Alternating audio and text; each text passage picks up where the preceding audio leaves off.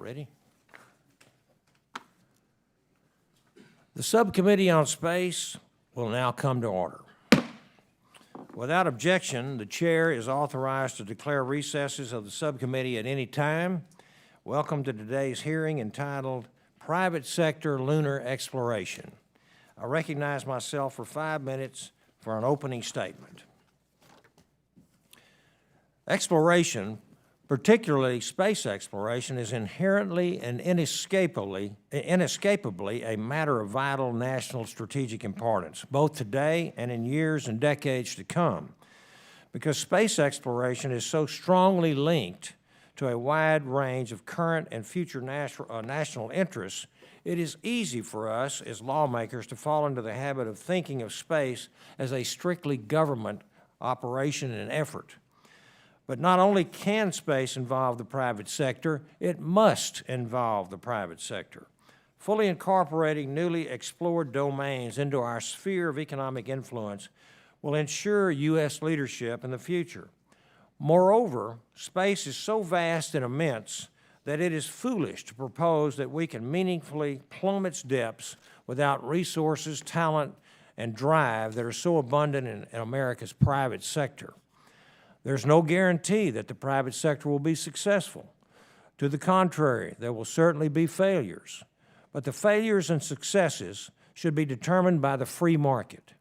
For this same reason, the private sector should not be artificially subsidized by the government. We should not leave our nation's space exploration future purely to the whims of market uncertainties. And we should not bet our nation's future in space on any one company. As we've seen so often in space, companies and even entire sectors come and they go. Our leadership in space is far too important to subject it to that kind of risk and uncertainty. So while we will begin our discussion here today with NASA's testimony to provide context and help frame our deliberations, our intent is to understand not just how government-led exploration of space is proceeding, but where the private sector will take us, and how these public and private actors will work together for their mutual benefit. This hearing gives us an opportunity to understand what has worked well in the past, as well as what we could do better in the future. NASA has a vast array of tools at its disposal. Traditional contracts, grants, cooperative research, and development agreements, various funded and unfunded Space Act agreements, and anchor tenancy agreements. All of these tools offer unique advantages and risks. Careful consideration should be given to which tool is used in order to ensure that the taxpayer is protected and that the government does not corrupt the market. Ultimately, I hope that we can better understand if, how, and when the moon can be integrated into human economic activity. The moon is the closest source of raw materials to the Earth. In particular, the lunar poles may contain vast quantities of water, an invaluable resource for space exploration. Water is not only necessary to support the life of astronauts and crew, it can also be broken down into hydrogen and oxygen, which are excellent propellants. Industrial, financial, and technical giants like Carnegie, Rockefeller, J.P. Morgan, and Edison dominated the economic and industrial landscape of the late 19th century America. Advances in information technology in the late 20th century brought us Microsoft, Google, Apple, Facebook, and Amazon. Will space be the next sector to lead economic growth? I don't know. If space becomes a home and workplace for humanity, if space can become part of our sphere of economic influence, then someday, perhaps in the far future, we will see these industries take root and grow. But we cannot compel such an ambitious outcome, but by careful and thoughtful consideration, we can, hopefully and humbly, enable it. At the very least, we should not stifle it. I hope that today's discussion will help inform all of our thinking about the future of private sector exploration of space.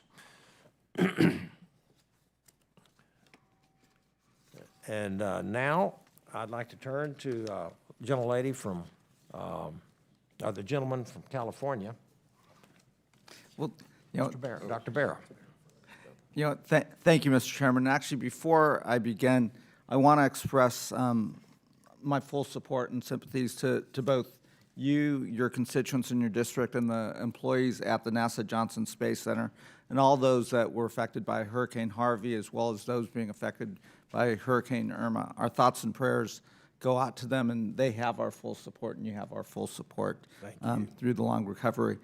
It also does emphasize the important work of this committee as well as the full committee in better understanding earth sciences, better understanding weather changes, and making sure that we do have the best forecasting equipment and satellites that are out there. With that, I want to welcome the distinguished panel today, and thank you for calling this important hearing on lunar exploration plans and proposals. 48 years ago, Neil Armstrong and Buzz Aldrin touched down on the moon, imprinting mankind's first footprints on the moon's surface.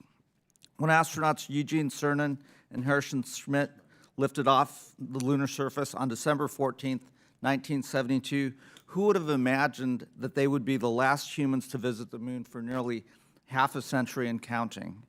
Now, we don't know exactly when humans will return to the lunar surface, but what is clear is that we're at the doorstep of a renaissance in moon exploration. Soon the moon may entertain many visitors in the form of robotic spacecraft and rovers from many countries. And some, as we will hear today, will be owned and operated by commercial entities. Innovative technologies that will enable testing and demonstrations may one day lead to routine cargo and perhaps even routine human flights to and from the moon and help propose increased economic activity in space. However, let's also not forget that the moon remains an important scientific research center and the importance of finding that public-private nexus. A 2007 National Academies study report identified several scientific priorities for moon exploration, including the exploration of the lunar poles. According to the report, the South Pole Aitken Basin in particular is a priority for further scientific exploration because it is the oldest and deepest observed impact structure on the moon and the largest in the solar system. And that exploration, as the chairman touched on, if in fact we confirm the presence of lunar ice there, can have huge impact. And certainly, as we think about the moon as a potential secondary launch site as we go and further explore into deep space is incredibly important. But we also, as we look at this pristine laboratory, want to make sure that we are balancing the research needs, not if I think about Star Trek and the Prime Directive, that we are not actually introducing other organisms or anything else that may actually disrupt our science. So, I look forward to hearing about the commercial entities, the potential of that nexus of the commercial sector, the scientific community, NASA, all working together. And I think this is an incredibly important time for both lunar exploration, but also for deep space exploration. And the importance of this committee at this particular time, I think, is incredibly important. A few questions that I hope to hear being addressed in today's hearing are, what are the market drivers for commercial efforts to explore the moon? Who are the projected customers for planned private lunar exploration services, and what services will be provided to those customers? How is NASA currently collaborating with the private sector on exploration of the moon, and are the current models of partnership working well? And are there opportunities for the private sector to collaborate with the science community on their exploration plans? Looking forward to this hearing, and I think it'll be very interesting. And with that, Mr. Chairman, I will yield back. Thank you. And now I would like to recognize the ranking member of the full committee for a statement. Thank you very much, Mr. Johnson. Chairman. And good morning and welcome to our witnesses. This hearing on private sector lunar exploration, I think, is important. While not a substitute for our governmental space programs, there are many innovative ideas for potential non-governmental roles in space emerging. Private sector innovation can capture the spirit of opportunity and engage and inspire the development of scientific and technical talent. It has the capacity to support commercial interests as well as governmental space activities where appropriate. This morning, we will hear about one example of potential commercial space activities, the private sector lunar exploration. To date, only governmental entities have explored the moon, but the private sector is getting interested in the moon as well. It's no surprise that the moon and its vicinity are of interest to a growing number of private sector entities in other nations. The moon provides a potential testing ground for human exploration systems, operations, and activities. It harbors resources that could potentially be used to support lunar surface operations or exploration beyond the moon. And some would argue that it even offers a destination for potential space tourists. I look forward to hearing from our witnesses about their plans for private sector lunar activities, NASA's current role in those efforts, and about both the opportunities and challenges that lie ahead for the private sector in carrying out their plans. In addition, while not the focus of this hearing, it is important to note that the moon has long been a body of scientific study through U.S.-led and international lunar science missions, including from samples collected and returned on the Apollo missions. To that end, Mr. Chairman, as we discuss private sector plans for lunar exploration, it is important that we understand the potential impacts of such activities on scientific priorities related to the moon. Before I close, I want to extend my thoughts and prayers to those in Houston and the surrounding areas, and especially, Mr. Chairman, to you for being a stalwart leader in an area that was devastated with this storm. I want to include the NASA employees, contractors, partners of the Johnson Space Center, their steadfast commitment to ensuring the safety of ISS crew and continuation of the James Webb testing during Harvey's devastating rains exemplifies the professionalism and commitment they give to our country's space program every day, even during times of extreme duress. I thank you and yield back. And we sure thank you for your comments there. Now, let me introduce our witnesses. Our first witness today is Mr. Jason Crusan, Director of Advanced Exploration Systems at NASA. He holds bachelor's degrees in electrical engineering and physics, a master's degree in computer information systems, and is currently a candidate for a doctorate in engineering management at George Washington University. Thank you for being here today. Our second witness today is Mr. Bob Richards, founder and CEO of Moon Express. He also chairs the Space Commerce Committee of the Commercial Spaceflight Federation and serves on the board of the Space Foundation. Mr. Richards studied aerospace and industrial engineering at Ryerson University, physics and astronomy at the University of Toronto, and space science at Cornell University. Thank you for being here. Our third witness today is Mr. John Thornton, CEO of Astrobotic Technology. Mr. Thornton led development of astrobotic spacecraft, including Red Rover, Polaris, and the Artemis lander and the Griffin lander. He holds both a Bachelor's of Science and a Master's of Science degree in mechanical engineering from Carnegie Mellon University. Thank you for being here. And then our fourth witness today is Mr. Bretton Alexander, Director of Business Development and Strategy at Blue Origin. He has served as a senior policy analyst for space issues in the White House Office of Science and Technology Policy under both Presidents Bush and Clinton, as well as president of the Commercial Spaceflight Federation. Mr. Alexander holds both a master's degree and a bachelor's of science degree in aerospace engineering from the University of Virginia. Good to see you this morning, too. Our fifth witness today is Dr. George Sowers, Professor of Space Resources at the Colorado School of Mines. Colorado, you heard that. Thank you, Ed. Appreciate that. I think they heard that, though. Dr. Sowers has also worked for Martin Marietta, Lockheed Martin, and the United Launch Alliance. Dr. Sowers holds a Bachelor's of Science in Physics from Georgia Tech, as well as a PhD in Physics from the University of Colorado. He is also a Fellow of the American Institute of Aeronautics and Astronautics. So I now recognize Mr. Crusan for 5 minutes to present his testimony. Mr. Chairman and members of the subcommittee, thank you for the opportunity to appear today to discuss NASA's support of private sector exploration of the moon. NASA is working to foster commercial use of space and engagement with the broader domestic and international space community. This effort will build on the progress NASA commercial partnerships have been using to develop spacecraft and rockets capable of delivering cargo and soon astronauts to low Earth orbit.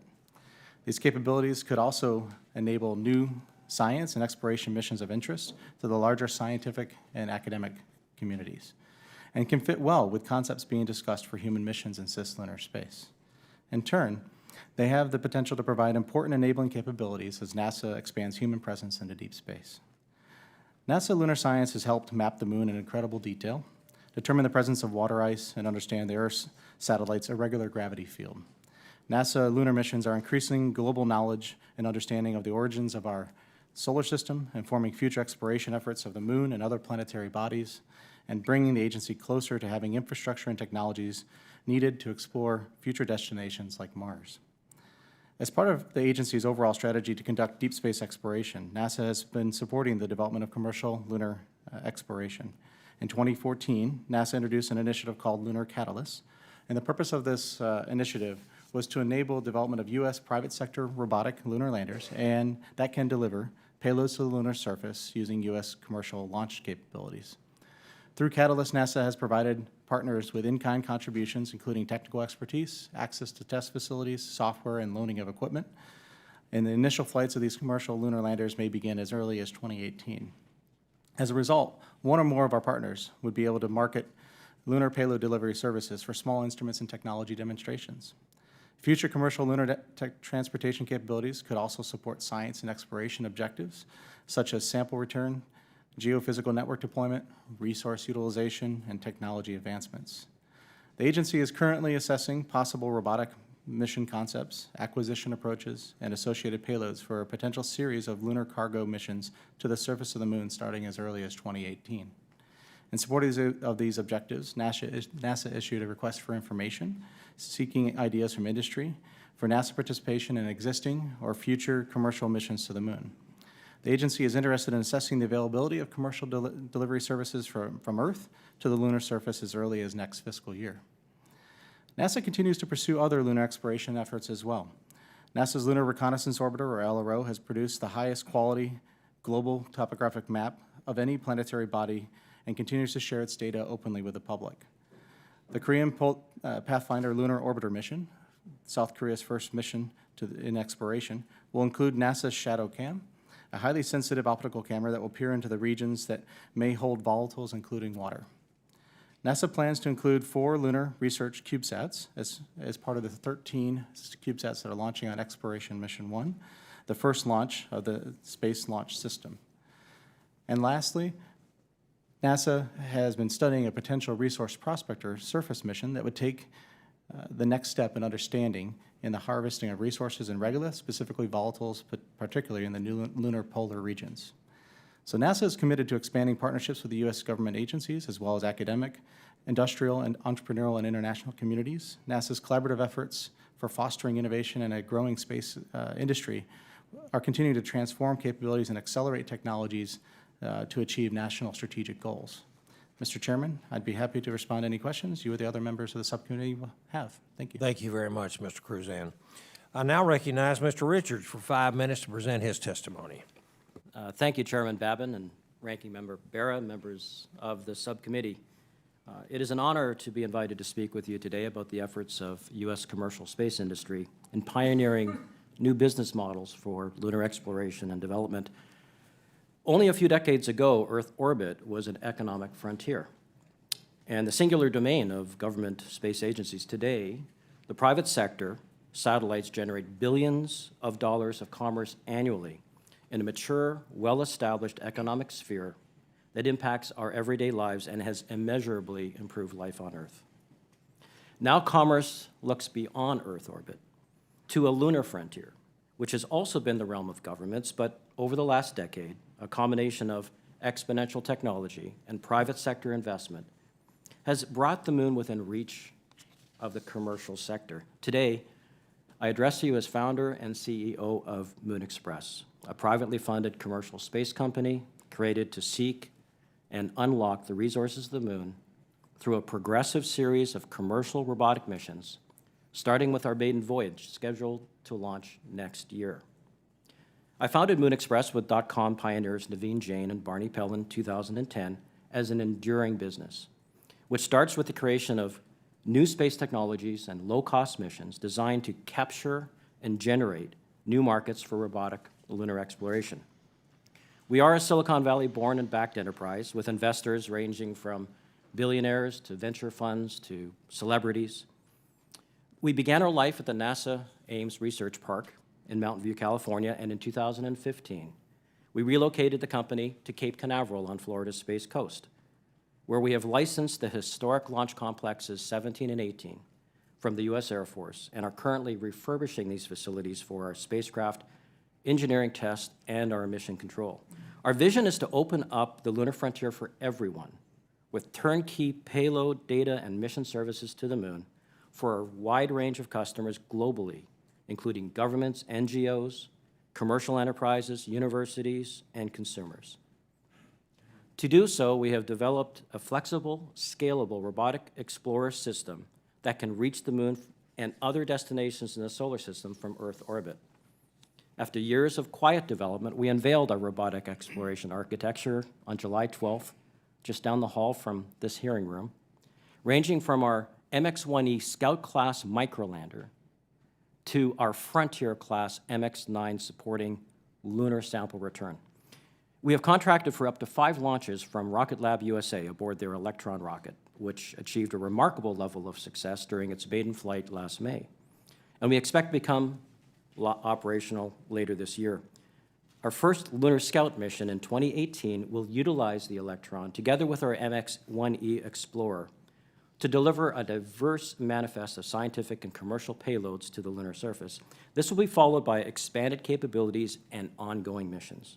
Our manifest is fully booked for our maiden mission, and we will be offering payload accommodations on our future ongoing missions, planned at the rate of about 1 per year. But we are also prepared to scale up our systems and increase our flight rate to meet rising market demand and opportunity. We have a big vision, but it wouldn't be possible without the help we've received from NASA. Moon Express has been honored to be partnered with NASA since the inception of our company through reimbursable Space Act agreements with both NASA Ames and Marshall Space Flight Center. We were able to invest in and make use of NASA lunar lander test vehicles that allowed us to advance our own spacecraft control software. In 2014, we were selected as one of 3 industry partners with NASA for the Lunar Catalyst program, established to spur commercial cargo transportation capabilities to the surface of the moon. Supported by Lunar Catalyst and the Kennedy Space Center, we conducted test flights of our own lunar lander test vehicle at the shuttle landing facility, beginning a long-term collaboration with KSC that continues today. Thanks to our partnership with NASA, we're well on our way to building our maiden launch mission next year, which is in various stages of fabrication, assembly, and test. In the big picture, it's been 45 years since the United States left the surface of the moon to the legacy of Apollo and a generation past. Moon Express is working to reopen the American frontier in the moon and redefine what is possible for new generations. The American flag is returning to the surface of the moon next year, not because of a government program, but because of private sector investments into low-cost rockets and smart robotic explorers that are collapsing the cost of lunar access. Together, we will begin a new democratized program, make the moon accessible to entrepreneurs. We're at the cusp of a glorious adventure. We aspire to the stars. Mars beckons as a second home for humanity, and the moon is our gateway. Thank you for the time and the opportunity to present this testimony. Thank you, Mr. Richards. I now recognize Mr. Thornton for 5 minutes to present your testimony. Chairman Babin, Ranking Member Berra, and members of the subcommittee, thank you for the opportunity to discuss our nation's future on the moon. Incredibly, America has not returned to the lunar surface since the Apollo program ended in 1972. This has put our nation at a disadvantage, as other nations like China have landed increasingly ambitious robotic missions on the surface of the moon. As we approach the 50th anniversary of Apollo 11 landing, our nation has a unique opportunity to answer a growing global demand for a reliable, proven means to access the lunar surface. Some nations are beginning to fly with the Chinese, but it's not too late. By supporting our nation's entrepreneurs, America can once again lead the world back to the moon. Thankfully, with the strong technical support of NASA, especially through the leadership of Jason Crusan's AES office, American industry is restoring access to the moon with small robotic lunar landers. Founded in the Rust Belt city of Pittsburgh in 2007, Astrobotic is leading the way to reestablish American access to the moon with small-scale cargo delivery. We have assembled a world-class team of partners, including NASA, United Launch Alliance, Airbus, and DHL.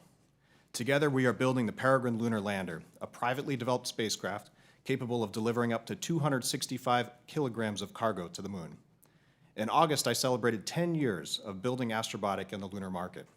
Today, I'm proud to say that Astrobotic is leading the world in lunar sales and market development, with 11 deals representing 6 nations and a lunar pipeline of over 115 deals worth more than $1.8 billion. Astrobotic is flying its first mission to the moon in 2019, the 50th anniversary of the Apollo 11 landing.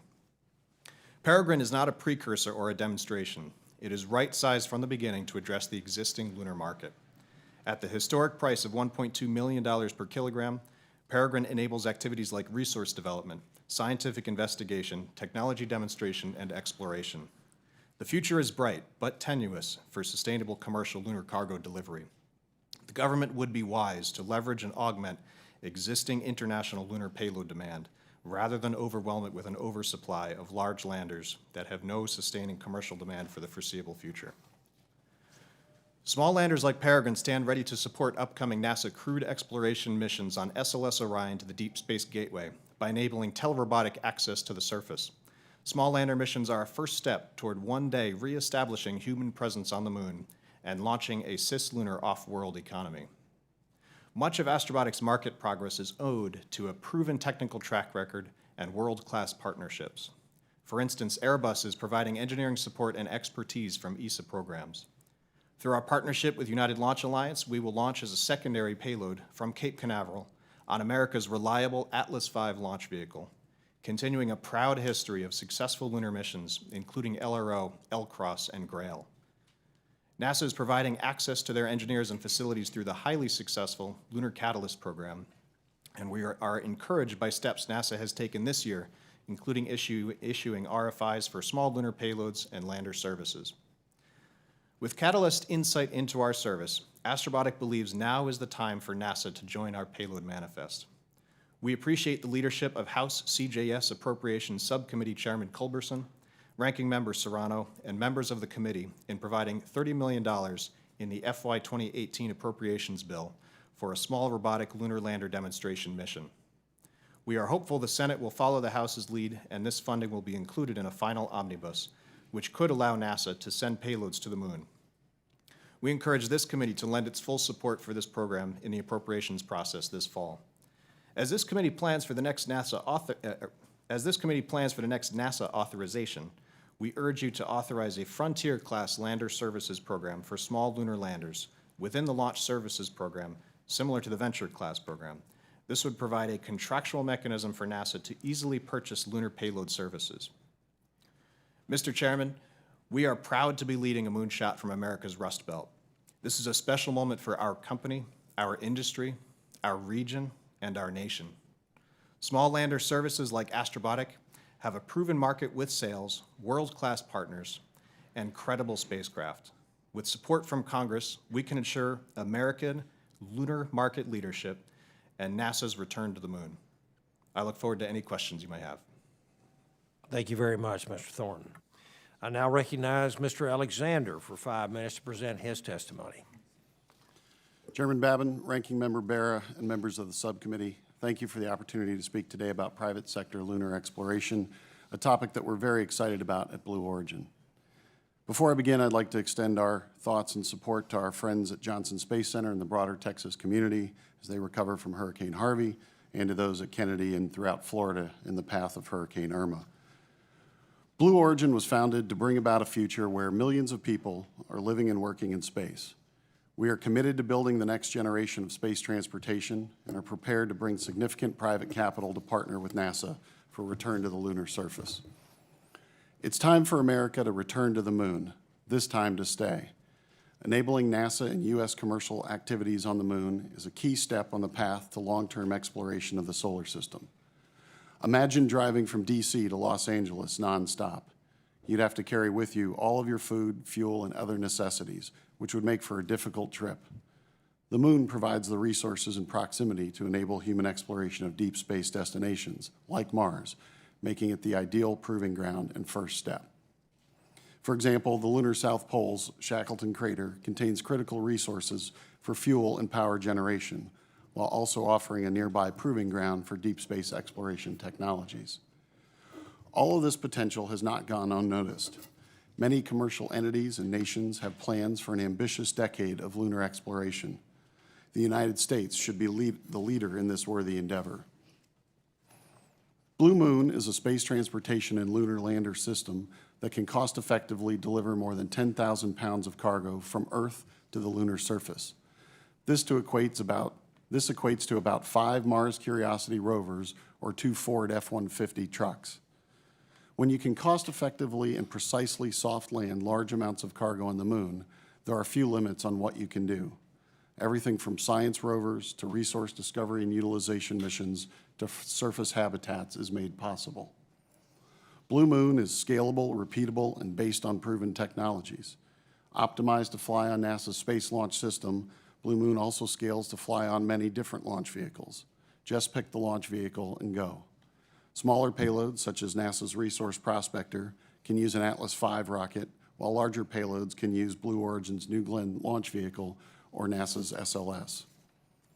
Blue Origin's proven technology provides a fast path to a U.S. lunar landing capability for medium to large payloads. Blue Origin's BE-3 is the first new U.S. liquid hydrogen-fueled rocket engine to be developed for production in over a decade. It has been proven during 5 launches and landings of our New Shepard vertical landing booster. The BE-3's efficiency, deep throttling, and relight capabilities all translate into more useful payload mass landed on the moon. Precision landing is also key, and Blue Origin has demonstrated this capability with the same New Shepard vehicle 5 times in less than a year. Both technologies reduce development time and risk. Blue Origin has made and continues to make significant investments in the foundational technologies needed for Blue Moon. As part of a public-private partnership with NASA, we are willing to invest further in developing this capability. We invite NASA to partner with Blue Origin using innovative contracting mechanisms that require private sector investment and cost sharing. NASA's commercial cargo and next step programs represent successful models that require partners to bring money and technologies toward achieving shared goals. These partnerships allow the country to meet big objectives more rapidly while also promoting economic development and U.S. strategic leadership in space. A NASA Reauthorization Act should include provisions that prioritize landing on the lunar surface in the near term. It should establish a regular cadence of cargo missions and include a strategy for the moon as a stepping stone for expanding human exploration in our solar system. We are on the verge of a new space age, one defined by multiple international competitors focused on getting to the lunar surface. This Congress has the opportunity to ensure America's continued leadership in space. The moon should be the near-term focus of human spaceflight beyond LEO as a necessary step toward exploration of the solar system. And Blue Origin is willing to significantly invest in partnership with NASA to accelerate America's return to the moon. Thank you, and I look forward to your questions. Thank you, Mr. Alexander. We appreciate that. And now I recognize Dr. Sowers for 5 minutes to present his testimony. Mr. Chairman and members of the committee, thank you for the opportunity to appear today to discuss private sector lunar exploration. The subject of today's hearing is of great interest to me. It's part of a larger topic, one that is truly revolutionary, that of bringing the resources of space into the economic sphere of humankind. There have been 2 major economic revolutions in human history: the agricultural revolution of 10,000 years ago, which gave birth to human civilization, and the Industrial Revolution of 300 years ago, which gave rise to the tremendous increase in human well-being and prosperity we enjoy today. Space resources will be the third major economic revolution and will usher in an era of unprecedented prosperity and flourishing. Furthermore, the development of space resources will enable us to save the Earth as we unchain human progress from the constraints of Earth's ever-diminishing resources. Compared to Earth, the resources available in space are virtually infinite. Consider, the power output of the sun is 10 trillion times the power consumption of humans. Just one metallic asteroid, 500 meters in diameter, contains more platinum group metals than have ever been mined. Finally, we now know that the solar system contains abundant quantities of water. If you have water, you have hydrogen and oxygen, which are the most efficient chemical propellants known. Water is the oil of space. We know these resources exist. Bringing them within the economic sphere of humankind requires the machinery of a robust space economy. And that means harnessing the power of the free market. Competition in the free market spurs innovation, leading to efficiency and growth. But the foundation of the free market is the consumer, the ordinary citizen, the taxpayer. The space economy must deliver value to consumers on Earth. Hence, the first place to begin is cislunar space. The goal, then, of private sector exploration of the Moon is economic development. The extraction and utilization of lunar resources will be the cornerstone of that development. The Moon is rich in resources that will drive the cislunar economy, but the resource that would be most valuable in the near term is water processed into propellant. It happens that water is abundant at the lunar poles, billions of metric tons per pole by some estimates. A year ago, while at United Launch Alliance, I became the first person to offer to buy propellant in space. I set a price for propellant bought either at the lunar surface at $500 a kilogram, or in high Earth orbit like the first Earth-Moon Lagrange point at $1,000 per kilogram. At these prices, the cost of any activity beyond low Earth orbit becomes dramatically reduced. For example, the cost to deliver mass to the surface of the Moon will be reduced by a factor of 3. The cost of a Mars mission will be similarly reduced. So you can see that the water on the Moon is an immensely valuable resource. Strategically, we should view the poles of the Moon as the next Persian Gulf.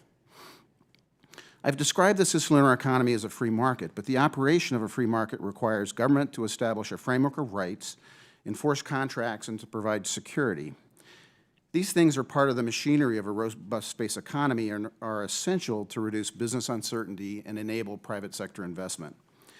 Beyond the minimal, there's much the government can do to stimulate the creation of the cislunar economy. First is to invest in the basic science to characterize the resources and develop the technologies to exploit them. One approach would be for NASA to establish a Space Resources Institute, partnering with both academia and industry, domestic and international, to solve some of the basic problems common to all. Second is to participate in the cislunar marketplace.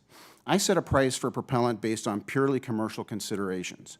But having NASA as an additional customer purchasing propellant for, say, a Mars mission would significantly improve the business case and attract more competitors, driving more innovation and lowering cost even further.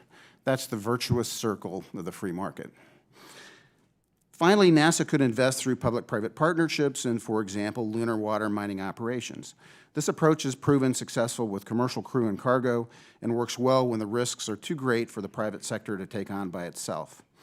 In conclusion, humankind is on the cusp of a third major economic revolution that promises to bring unprecedented prosperity and well-being for all. The first step is the creation of the cislunar economy with important roles for both the private sector and government. Thank you again for inviting me to testify, and I look forward to your questions. Thank you, Dr. Sowers. I'd like to thank all the witnesses for your testimony. The chair recognizes himself for 5 minutes for questions. Mr. Crusan, how could NASA leverage private sector technologies, products, and services on future exploration concepts, such as the potential deep space gateway or the hypothetical deep space transport? What elements are better suited to partnerships, and what aspects are more appropriate for a government-owned and operated effort?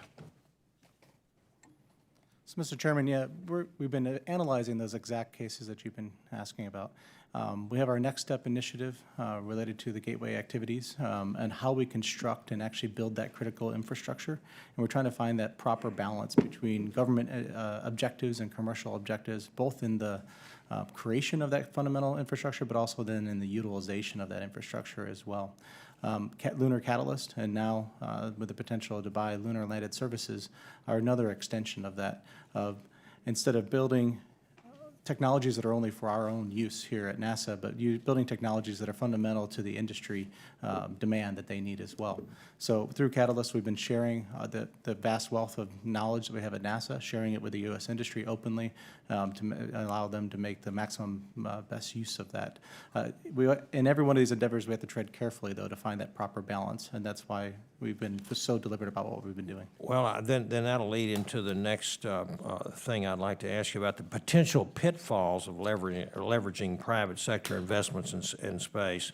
Are there any areas about which we should be cautious when it comes to partnerships for lunar exploration?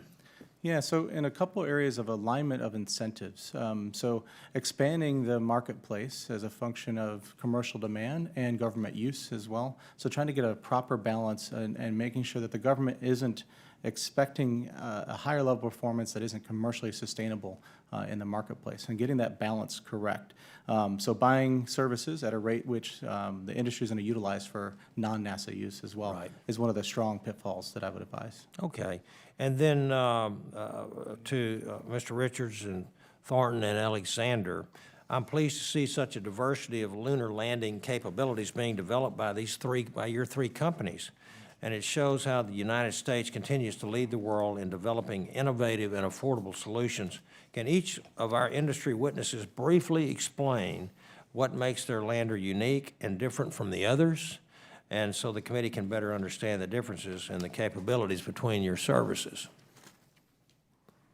We'll go with you, Mr. Richards, first. Thank you, Mr. Chairman. So Moon Express's approach has been to establish a family of vehicles that begins small and can grow.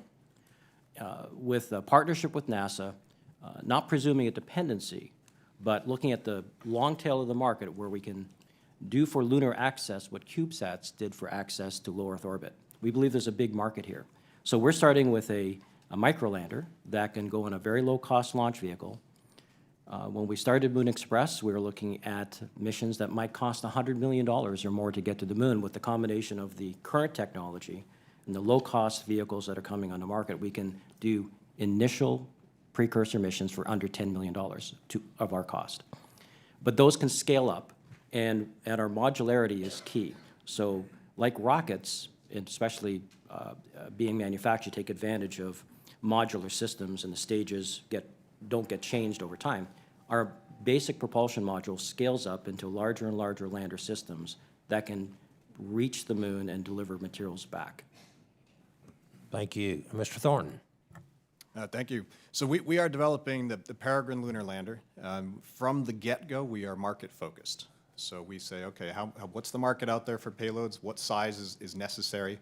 And then we design a lander, and the scale is appropriate for that. So what we have determined is 265 kilograms of capacity serves the majority of the existing market for payload delivery. Our first mission to the moon flies that commercially viable craft right from the get-go. It's a single-stage secondary vehicle that flies on a United Launch Alliance launch vehicle to low Earth orbit, and then we fly the rest of the way to the moon. Once on the surface of the moon, we become the local utility. So we provide power, we provide communications for payloads that come with this. Some payloads can stay attached to the lander. Some payloads can deploy and drive across the surface and use our Wi-Fi on the surface to talk back to Earth. So the lander itself is designed to be a simple, robust system. It's single stage, there's no separations, very few mechanisms to actually move on the spacecraft. So we're all about simple reliability for robust delivery. And what we have found from our customers is that customers are very sensitive to any changes, substantial changes in spacecraft. Customers around the world tell us that if you change your spacecraft configuration, mission to mission, that they're going to think of that next launch as a demonstration launch, and they want to make sure that it's a proven capability. So that's why we have a single spacecraft designed from the get-go to address the commercial market. And we believe that it's affordable enough to get that first flight demonstrated and to capture a large portion of the international market. Thank you. Now we'll go to Mr. Alexander. Thank you, Mr. Chairman. Blue Moon is designed as a large lander, so it is designed to take more than 10,000 pounds to the lunar surface when launched on an SLS, a NASA SLS rocket. So that vehicle, that same spacecraft, lunar lander, can be flown on a variety of different launch vehicles, ranging from 1,000 pounds of payload delivered to the surface all the way up to more than 10,000 pounds. So it's a single design, does the in-space transfer as well as the landing down to the surface, and carries with it that large payload capability. So it is designed to enable other missions. It's designed to enable NASA to pre-position logistics for future human missions, to provide resource utilization missions, delivery and access to the surface, or to provide landers like Resource Prospect a way of actually getting to the surface. It's repeatable, scalable, and based on proven technologies. Okay, thank you very much. We appreciate the witnesses. Now I'd like to recognize the ranking member from California, Mr. Barra. Thank you, Mr. Chairman. So if I think about when I was a kid, probably 6 or 7 years ago, and thinking about what I thought was the coolest Apollo mission when they sent up the lunar rover, the moon buggy, and you think about how space was done then. It was NASA doing the launch vehicle, NASA doing the landing vehicle, in some ways NASA then doing the research vehicle, the moon buggy. I want to make sure I'm thinking about this correctly. And maybe this is a question for Mr. Crusan. Let's say NASA is thinking about something like the moon buggy or a research vehicle. They can now, in this new world of space travel, say, okay, let's do some competitive bidding, see if Moon Express is the right landing vehicle, or Astrobotic or Blue Moon is the landing vehicle we want to use. They can also then say, okay, what launch vehicle do we want to use? Do we want to do an Aerojet Rocketdyne rocket or a Blue Origin rocket or a SpaceX rocket or ULA rocket? And so we're creating this competitive marketplace where NASA in some ways could be the customer. And am I thinking about that correctly? No, absolutely. So the Apollo reference is an interesting one in that during the development of Apollo, and many times we were the user of the entire industrial base. And in fact, a lot of the industrial base didn't even exist at the time. And you think about different in that we had to pay the entire percentage of all the non-recurring costs in order to get a capability to an existence, and we were the only user of that at the end of the day, so we also had to sustain it. What you now see is emerging space economy activities, both in launch vehicles and communication satellites and Earth observation work that's going on now, where now we can be a leveraged buyer of those capabilities, especially in low Earth orbit, geosynchronous type environments that we have. And then we can then stretch those commercial capabilities to start applying towards exploration initiatives. And it comes down that we have a mixed environment of traditional development with high risk, high reliability needs that we have, and with commercial services and commercial technologies that we can apply into that environment that we need to execute the national mission. So it is, and at the same time, then we don't have to sustain the entire industrial base anymore either. And there's a very productive space sector that's growing. And to the folks in the commercial sector, maybe Mr. Richards, Mr. Thornton, Mr. Alexander, are we looking at this? We're creating a competitive economy here where, it could be NASA as a customer, but it could also be academia or others as a customer. And is that how you're looking at your business model and strategy? For Moon Express, thank you. We certainly are. We love the idea of NASA as a customer. They've certainly been a great technology partner, and we're building on the shoulders of giants and working shoulder to shoulder with giants, so that's great. But we're looking at a global marketplace and bringing the cost accessible to where university endowments, I mean, we've got kids sending CubeSats into low Earth orbit. We see the long tail of the market, a great leverage for us to begin our lunar business and be able to scale up on the way. And I'm sure my friends will agree with me that competitiveness rocks, and we're very much in favor of it. Same thing, same thoughts, Mr. Thornton, Mr. Alexander. Yes, I'd agree with the sentiments. We think of the market for lunar services as global. We've identified 115 payloads worldwide that want to fly to the surface of the moon. And that's a mix of government, international governments, domestic alike, small and big.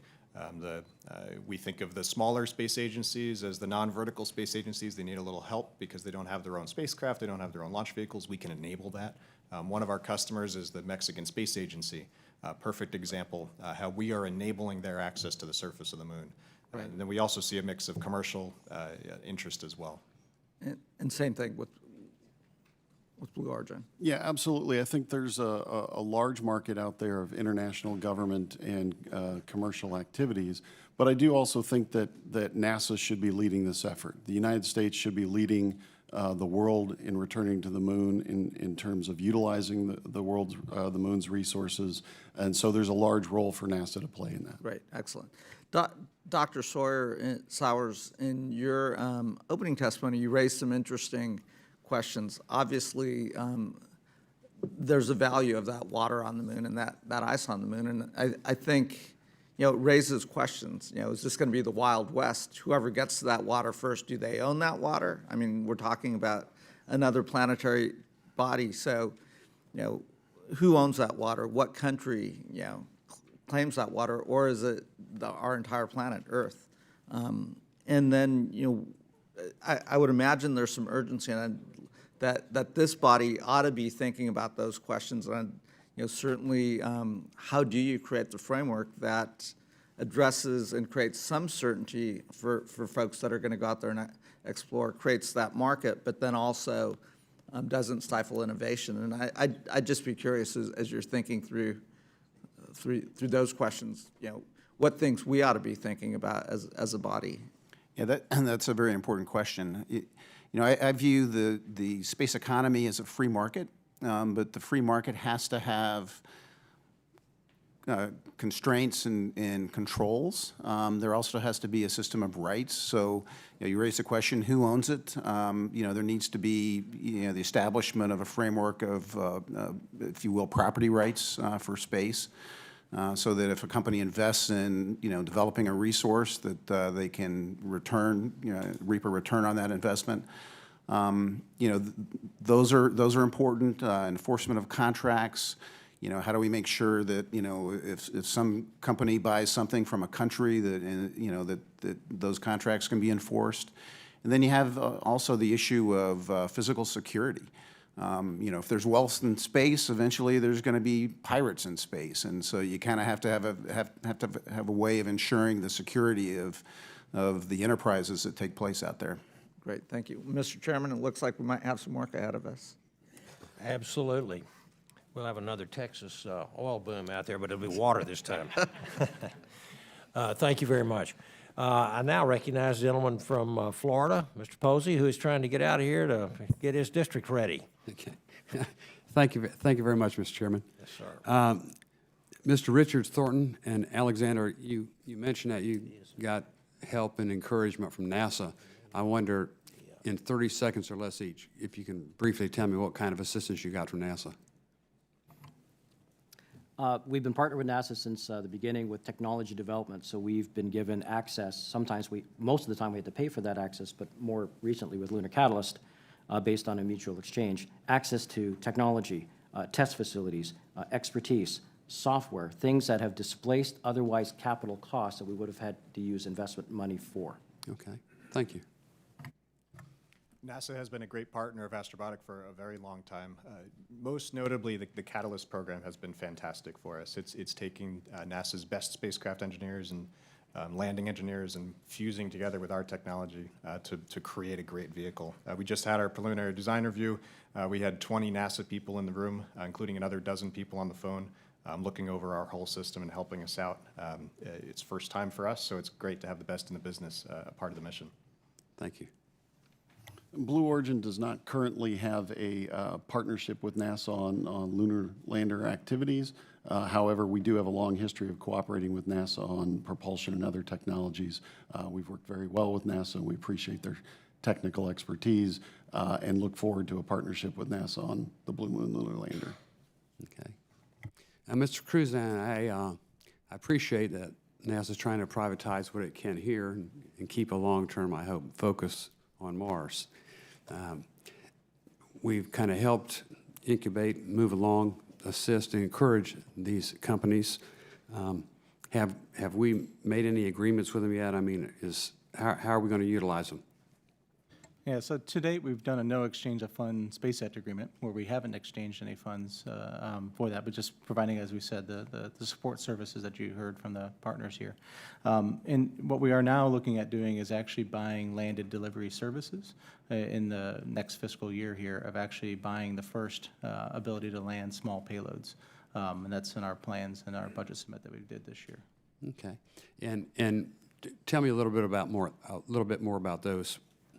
Yeah, so we're talking initially about small landed services, so small payloads of everything from scientific context to instruments to do single point measurement related to volatiles to small technology demonstrations. This is a sign of our confidence, of growing confidence in the commercial industry, and managing a risk without getting too large or too costly of payloads for us to on the first maiden flights. So it's that balanced risk approach of us giving confidence in them, but also not risking large endeavors at this point at NASA. So it's that balancing act that we're doing with them, as we've done with commercial cargo and such when we were in the development phases for those. Okay.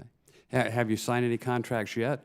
No, we've not. The RFI was the first step towards that. Okay. And when do you anticipate we would be doing contractual agreements with them? Yeah, we're preparing for the solicitation as we speak. That basically was informed by the request for information that was done only a couple months ago. Okay. That's good. Thank you, Mr. Chairman. I yield back. Yes, sir, thank you.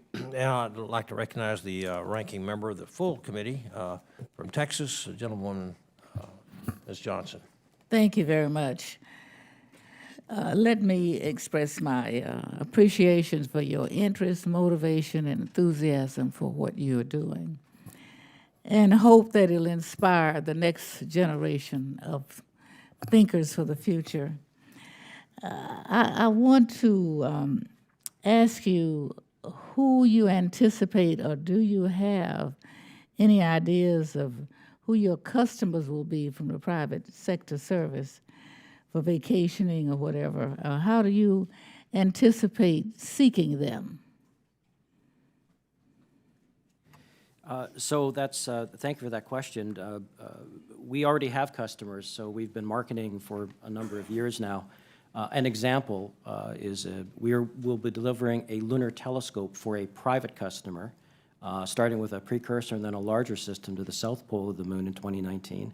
And this is a nice nexus of science, of commerce, of private investment capabilities with a global scientific foundation, but led by a U.S. entrepreneur. So that's one of the examples of how science and commerce can intertwine. Our maiden mission has a full manifest, and we're marketing into our future missions now. How do you anticipate determining the cost for services? Well, so first, for us, it starts with the customer. We have customers the world over that are interested in flying, and I think that's a really notable, important thing, because we started 10 years ago, and 7, 8 years ago, there were no customers. It was too new. People thought it was a little crazy, frankly.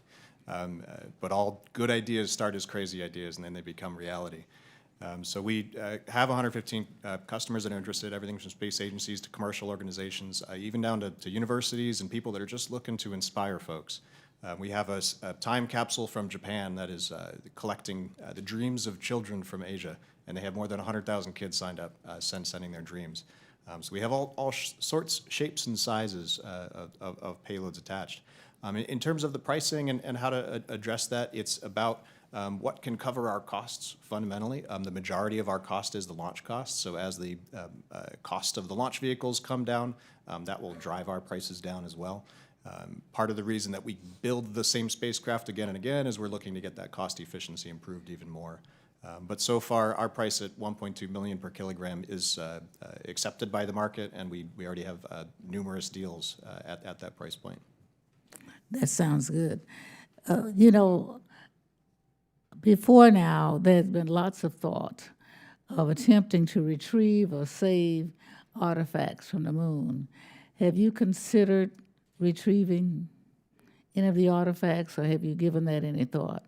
So we haven't started looking at retrieving artifacts. We think of what's on the moon is memorials, permanent memorials, and one-day museums, and potentially even national parks to go visit on the surface of the moon. Each one of our missions that landed man on the moon and all the precursors that led up to it, that's a really important part of history.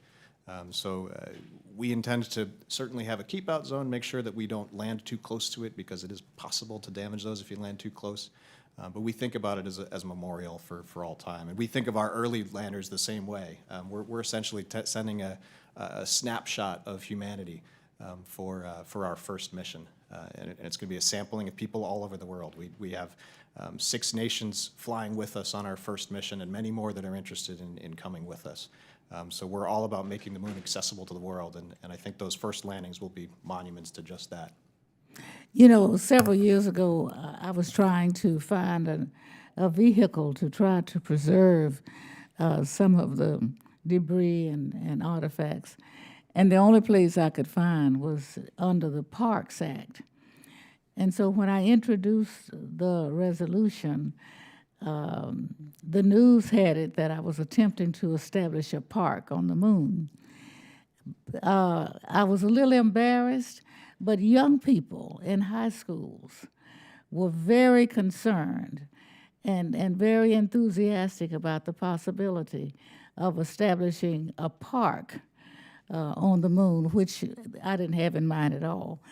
But what it reminded me of is how we do stimulate the young mind to think forward. So I encourage you to continue to think forward. Just don't send us to Bill.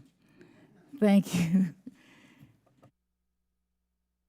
Yes, ma'am, thank you. Now I'd like to recognize the gentleman from Florida, Dr. Dunn. Thank you very much, Mr. Chairman. It's certainly exciting to be with such an august panel and talking about a space economy that's genuinely prosperous. That's just so excited to be in the space. Let's start with a lightning round of questions real quick, if I can. What is the number one thing that you think is the most important to the United States as a whole? Number one thing, just sort of a lightning round. We'll go right down the panel. Start with Mr. Crusan. For me, it's continued human presence in space. And expanding human presence in space with the U.S. in the lead of it. It's making the moon accessible to the world and U.S. leadership in doing so. I would agree that it's U.S. leadership in space, and I think the moon is the right focus for the near term. To creating that space economy and developing the propellant resources on the moon. Outstanding. So great answers. Again, just because we're the Congress of the U.S., Mr. Crusan, how do you think this affects national security? So with space, you have resources. Where resources come different demands and different agendas. So I think from a national security point of view, the understanding of fundamental resources that exist in our nearest neighbor is incredibly important for us. It can help influence our human spaceflight architectures for sending humans further out into space. So first order of understanding what is there and what is its value to us as the U.S. Great, great. Mr. Thornton, you mentioned, I guess it was, Mr. Thornton, you said you had 115 customers? Right, okay, so what's the difference between your commercial customers and your government customers? Sure. Just to clarify, we have 115 payloads in our pipeline, so it's our sales pipeline. But the difference that we have, about half of that is government, big and small around the world. Half of that is commercial. About half of the commercial part is new startups, and then the other half are established organizations. DHL, who's a partner and sponsor of ours, is an example of that commercial side. They see the innovative shipping to the moon as an extension of their global shipping service, and they're happy to be a part of our mission. On the small side, people are seeing the capability of flying to the surface of the moon as a means to potentially open their own businesses. We're seeing that with human ashes. We're seeing that there's groups that are interested in having races on the surface of the moon, create like a NASCAR experience from the moon. We've got groups that we just signed a payload that wants to create a first laser communication node from the surface of the moon. And that's a huge step because that is 2 orders of magnitude more bandwidth than we would have otherwise. So radio is about 200 kbps, so it's like a little bit more than a 56K modem. And then a gigabit per second, that's faster than most home internet connections. So you could have virtual reality experiences and HD video and pictures streaming back from the moon. So it really stands to have a fascinating and immersive experience for people back here on Earth. Outstanding. Anything to add to that, Mr. Richards or Mr. Alexander? Well, the excitement is genuine about the potential for the markets. We've got our heads down in the hard job right now of actually proving we can land on the moon. And getting the technology right, it's a very hard thing to do, and only 3 superpowers have ever done it. So, while having great confidence that these amazing markets are going to open up, we're focused right now on getting it right and not having all our eggs in one basket. We have purchased several launches. Although we look across the spectrum of emergent and existing launchers agnostically, anybody going our way to Earth orbit, we're happy to buy a ride if it's at the right price. But we're after collapsing the cost of access to the moon and other destinations after Earth orbit. I would just add that returning to the moon is a worthy endeavor. There are a lot of resources there, as we've talked about, to bring into the economic sphere of humanity. And to do that, we need to go back in a fairly big way. So we have designed a lander that can take a lot of those capabilities to the surface of the moon and eventually support human return to the moon. It's important to do from a U.S. leadership perspective. It's important to do from an economic perspective, but it requires a concerted effort. We're going to run out of time here, so I have more questions I could possibly ask in half an hour. But let me go back to Mr. Barra's question, because I thought that was a great one, and I didn't really hear an answer. I'm going to ask Dr. Sowers. Who owns the water, or who should own the water? You got around that when he asked you last time. Yeah, I think the people that discover it and develop it should own it. I mean, that's a should. I think we need to make sure that we can establish a framework of regulatory or legal framework that makes that the case. So pirates in space, I love it. Thank you very much, Mr. Chairman. I yield back. Yes, sir. Thank you. Now we're going to go to the gentleman from Virginia, Mr. Byers. Mr. Chairman, thank you. And, Mr. Chairman, I'd like to start with an announcement talking about pirates in space. That we had Andy Weir here, who wrote The Martian last year. It was a rock star. He was sitting right where Dr. Sowers is. And yesterday they announced his new book, Artemis, which is about a smuggler on the moon. And it comes out November 14th, so it'll be fun. First question really is for Mr. Crusan. In Mr. Thornton's testimony, he talks about NASA authorization, Congress and NASA on authorizing a Frontier-class lander services similar to the Venture-class launch services. What's your perspective on that, and how does that fit in with NASA's visions? So it's actually right in line with what we're thinking about doing here now, is we're proceeding towards actually buying landed services. That is in essence what he's suggesting. It's just a fundamental of what scale do you go to at what time. And we want to make sure that we're buying services that are kind of on a same scale as industry is growing. So just matching that growth rate as having the government as a customer, not the sole provider or purchaser of services. That's the balance that we've been seeking from the NASA side. Great, thank you. Mr. Crusan, Ranking Member Johnson asked a question about artifacts. As you develop the Lunar Catalyst Program, has there been discussion of the U.S. government artifacts on the moon and any steps to protect and preserve them? Yeah, in fact, actually, we did develop a standard and published it about interaction effects for any of the Apollo landing sites. And we worked collaboratively with the Google Lunar X Prize and actually many of the industry folks that are here at the table and agreed on those standards and standbacks from those locations, making sure we don't have things like plume interactions of dust settling and covering up footprints. And we publicly posted those standards out there. And industry has accepted those as guidance for their future missions that they want to conduct. Great, thank you. Mr. Richards, you've clearly been a visionary in this for a long time. One of the big debates in this committee, when we talked to the previous NASA administrator and said, what's the big picture? What's the constancy of purpose with NASA? And he said very simply, Mars. So one of the debates here has been, do we go directly to Mars or do we go to the moon first? And there's a big division, obviously, within the space community about this. Is this development of the private sector moon stuff a way to have our cake and eat it too? So it's all of the above. The moon is not an off-ramp to Mars, it's an on-ramp to Mars.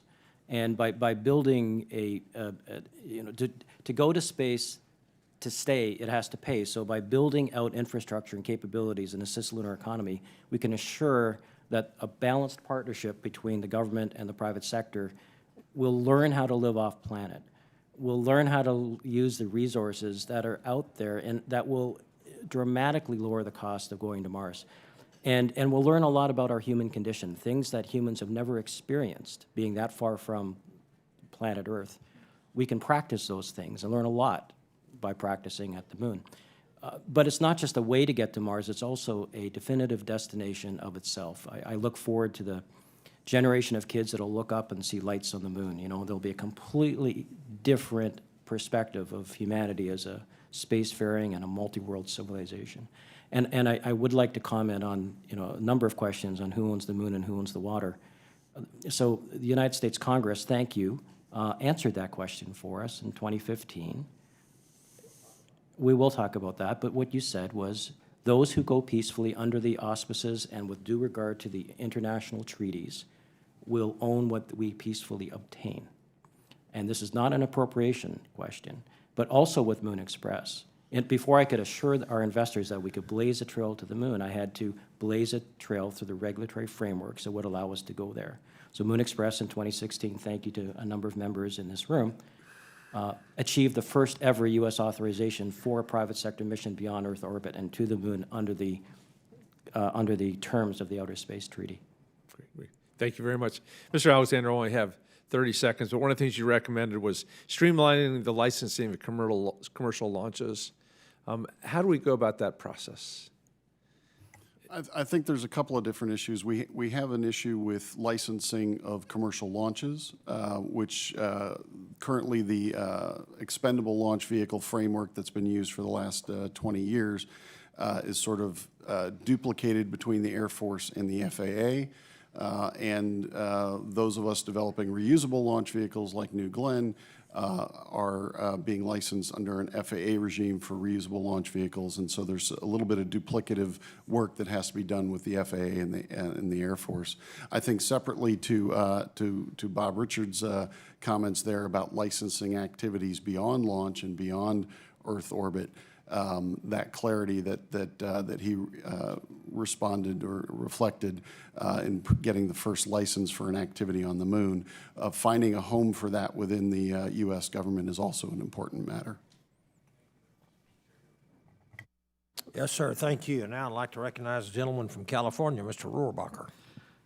Thank you very much, Mr. Chairman, and I can't tell you how great it is to be here listening to people talk about a mission that we can accomplish. We sit here listening about people wanting to spend billions and billions of dollars on Mission Impossible, which is Mars. And I take it that right now we actually have the capability, if we actually commit the resources, to accomplish the mission to the moon now. Isn't that correct? Yes or no? Technically, no objections. Yeah. Absolutely the capability, and we'd love to partner. Absolutely, all systems go. Yes, absolutely. Yes. Okay, now, if we did that same question to people about, well, if we spend the billions of dollars for the Mars mission, are you sure we're going to be able to accomplish this? I don't think we would have anywhere near the same answers that we just got.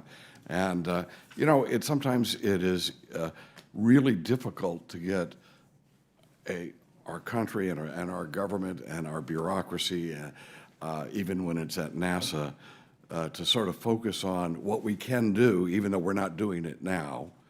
And I remember that when I first got here, which is a long time ago now, that in this very same committee, that we had to force NASA into trying to do its mission around the moon instead of around the equator of the moon, that we had to convince them maybe doing the orbit would be really important.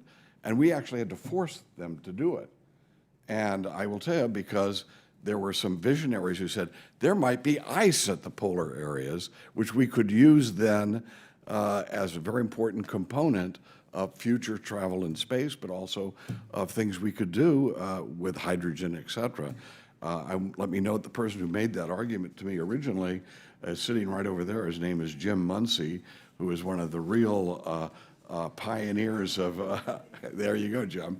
You get the credit, and he should get the credit because he was a visionary and could see the importance of making sure that whether there was water there or not, and why always go around the equator and not around the polar areas to find out what was going on in the moon.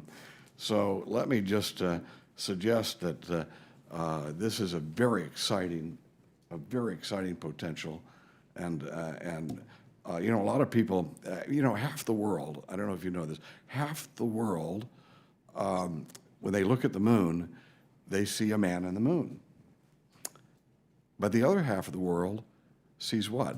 A rabbit in the moon. So when you look at the moon next time, half the world doesn't even see a man in the moon. We've got one thing that really worked for us when we were leading the world when it came to the moon and space projects, is what the world looked up and they looked at the moon and they say, there are Americans on the moon. That impressed the entire world. It's time for us to impress the world again, the young people of the world and our own young people. And the potentials that you've talked about today are very exciting. Let me ask you this. One of the things that I have advocated over the years when it comes to space, commercial space activities, is we should be encouraging them, instead of giving them subsidies, we could give them tax breaks. And I have a piece of legislation that suggests commercial activity in space, zero gravity, should be zero taxed. Would that type of approach be helpful to any of your operations in terms of making sure that the tax load that you carry would not be, you wouldn't have to be carrying the burden of a tax load up to space with you? And just your thoughts on zero gravity, zero tax, right down the line. So quickly, as an interim measure, that certainly sounds attractive. You know, I believe that the first companies, the first trillionaire companies will be created through investments in space resources. So eventually, that will be a tax base. But zero G, zero taxes is great. You might also think about things like R&D tax credits for companies that typically invest in resource development. And that's that type of money that we're going to have to invest in But space. of course, if you think they're going to be successful, and you're saying there's not going to be a capital gains tax on someone who invests in your company, that's pretty powerful. Yeah, I'd echo that it's certainly an interesting idea and certainly could help. The space is really hard. It's a very, very challenging environment, and building a business around space is doubly hard. So anything that can support that is certainly something we would support ourselves. Okay. I would echo what both of the gentlemen said, that you know, revenue-based tax credits are helpful, or low tax rates, but also the R&D tax credits as well.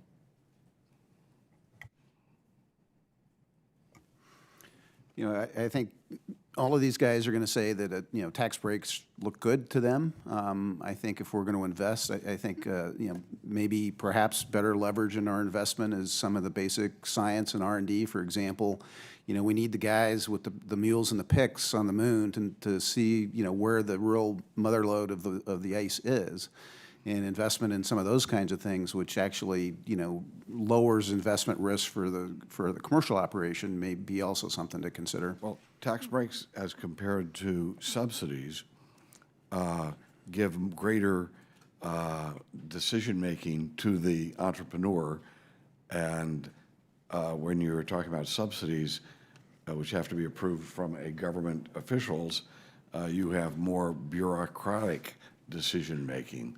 And I would just suggest that, Mr. Chairman, that we unleash our entrepreneurs, and we will be very pleased with what our future generations will be very pleased with our accomplishments. Thank you very much. Sir, thank you. Now I recognize the gentleman from Colorado, Mr. Perlmutter. Thank you, Dr. Babin. Thank you all for your testimony today. I want to say to Dr. Sowers, I have my School of Mines, Colorado School of Mines tie on today. And just, I want to applaud you for leading the Space Resources Department at the college. So thank you very much. I have two themes I'd like to talk about. One is property rights, and the other is Mars. To my friend, Mr. Rohrbacher, we're going to get there by 2033. So let's start with property rights. Mr. Richards, I'd like to talk to you about that. And I think you're right. I think in 2015 we gave a lot of comfort to entrepreneurs such as yourself and the other companies to get out there. But I would ask you, so the section I think you're referring to is 51.303, Asteroid Resource and Space Resource Rights. And it says, shall be entitled to any asteroid resource or space resource obtained, including to possess, own, transport, use, and sell the asteroid resource or space resource obtained in accordance with applicable law, including international obligations. So what is the applicable law? I mean, I don't want to be like a judge sitting up here, but I think we need to, personally, I think we've got more work to do to provide the framework that Dr. Sowers was talking about. There's a lot more work to do. It's a global conversation, and I applaud the U.S. for taking a step forward of explicitly saying what I think was implicit in the Outer Space Treaty. There are a number of treaties, sorry, but the Outer Space Treaty is the predominant one that dictates how humans are going to behave in space and to each other in space. So saying that, staying away from the question of property rights in that term, although I think we know what it means in this chamber, internationally is incendiary at this point. And in Moon Express's case, none of our investors said, hey, make sure you have those property rights down or we can't invest. That wasn't the case. I believe that there will be an ongoing conversation. We don't have to answer all the questions today, but the step that was taken was a very forward step that was very much appreciated. The next step for us of getting the authorization under that law and in due regard to the Outer Space Treaty, even though there wasn't a regulatory framework for us to even apply for a Moon Express mission, we created one out of thin air and with the support of many agencies, received a one-time permission to do so. So this is still evolving, and the onus is on we as private sector individuals and companies to behave properly and do things responsibly and think about them, because it will be a global conversation. And I guess my concern, and Mr. Thornton, Mr. Alexander, if you guys want to chime in, is just, you know, Dr. Sowers talked about pirates, but, you know, we're talking about mining, we're talking about taking resources, so, you know, is their title, is somebody jumping somebody else's claim? You know, exactly how do you see this working? Because I think from our point of view as legislators, we need some help trying to beef this up a little bit so that we don't have jumping claims or piracy or whatever. It would be nice not to be in a reactive mode forever. All right, so let me ask Mr. Thornton. Yeah.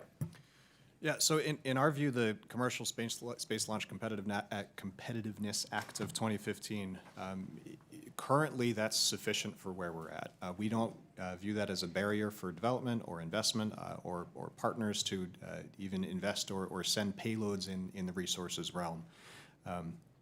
So currently, we don't see the strong push for additional change at the moment. It's also reassuring that the government of Luxembourg recently had a similar thing where they could say that Luxembourg companies could own the rights for resources. So we're starting to see international activity, and then also agreement with the norms that the U.S. is creating. Mr. Alexander. Well, I think it's important for the U.S. government through the State Department to be talking internationally with its counterparts, particularly in the UN Committee on Peaceful Uses of Outer Space, about what the Space Treaty, Outer Space Treaty allows and how we're interpreting that. It's important for us as an industry to have the certainty that comes with, like you said, with the 2015 law, but also that it's founded in the Outer Space Treaty, which basically says that those resources are available to everybody so that when we go, let's say, to the moon and discover water ice there, we're not saying now we own every piece of resource on the moon and every bit of water ice on the moon. We're saying, you know, we are able to utilize what we are able to extract and be able to sell that and have property rights over that, but not rights to the entire moon. So I think it's important from a government perspective that we go out and explain what our interpretation of the treaty is and the framework that we're establishing and lead by example. Thank you. If you would indulge me with one more minute of questions? Can I make one? Yes. Let me just say one thing, and that, what you guys are talking about is demonstrates the importance of why the House and the Senate need to get this American Space Free Enterprise Act completed. Go ahead. So to Dr. Sowers and Mr. Crusan, on the Mars theme I'd like to talk about, how do you see us, you know, working with the private sector or international partners and going to the moon and, you know, developing some commercial activities up there? How does that help us, in your opinions, to get us to Mars? Dr. Sowers. Well, I'll just give you one example. If you can develop the water resource on the moon into propellant, there are studies that have been done. There was a recent one out of MIT that suggested that you could reduce the cost of a Mars mission by about a factor of 3. You know, clearly there's assumptions in there, you know, and you have to assume things about the nature of the resource and the cost to extract it and refine it. But with reasonable assumptions, you know, a factor of 3 seems quite doable. So, you know, the resources on the moon could be immensely valuable in helping us get to Mars. Mr. Crusan. Yeah, these are not mutually exclusive activities. Our human spaceflight plans right now, we're working at concepts of a deep space gateway and transport type architecture that then also working with the commercial industry on landed services, we can conduct tests of technologies, advancement of understanding of the resources. If the resources are there, is there a means by which to get them from there to a staging point that we can use for deep space transportation in addition to that? So these activities don't need to be mutually exclusive. All right, thank you, and thanks, Mr. Chair. I yield back. Yes, sir, thank you. I want to thank the witnesses for their very valuable and exciting testimony today and your answers, and the members for for the questions that we've asked. The record will remain open for 2 weeks for additional comments and written questions from members, because I know I have one that I would like to ask as well. But I want to say this, thank you for being here. This meeting is adjourned. And all of you folks from Florida, be careful.